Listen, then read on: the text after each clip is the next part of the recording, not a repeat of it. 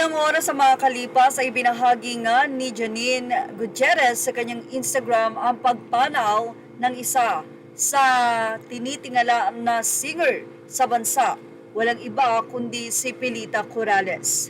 Umanaw ang nasabing batigang singer sa edad na 85. Well, bali-balita nga daw ngayon ang pagiging emosyonal ng dating asawa ni Pilita Corrales na si Eddie Gutierrez, ang ama ni Christopher Gutierrez. Pumanaw na ang legendary singer-actress na si Pilita Corrales, isa ang veteran sampaguita actor na si Eddie Gutierrez sa mga malalapit kay Pilita.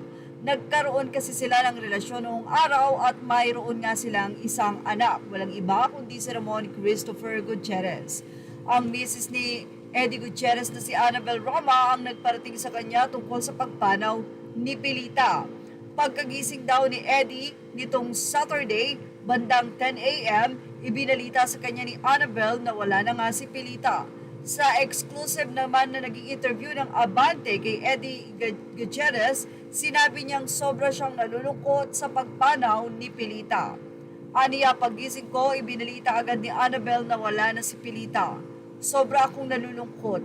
Natigilan ako, I prayed for the eternal repose of her soul. Then nag-reminisce ako ng mga nakaraan namin, yung masasayang pinagsamahan namin. Pahayag pa ni Eddie Gutierrez nang siya nga ay makausap via phone.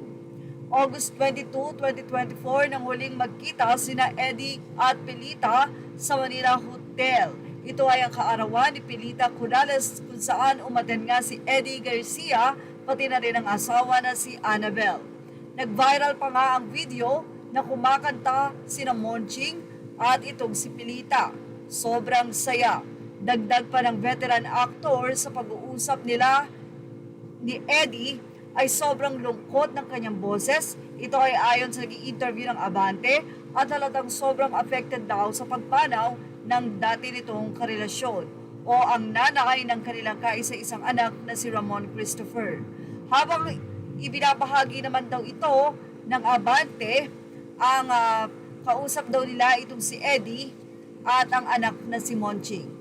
They're so busy, inaasikaso nila ang wake ni Pilita. I will call Monching later.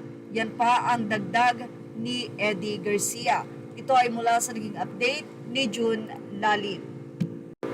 Well, mahigpit na yakap po sa buong pamilya. Yan ang ating Showbiz Snap update. Images are all credit to the rightful owners. Please like, share, and subscribe.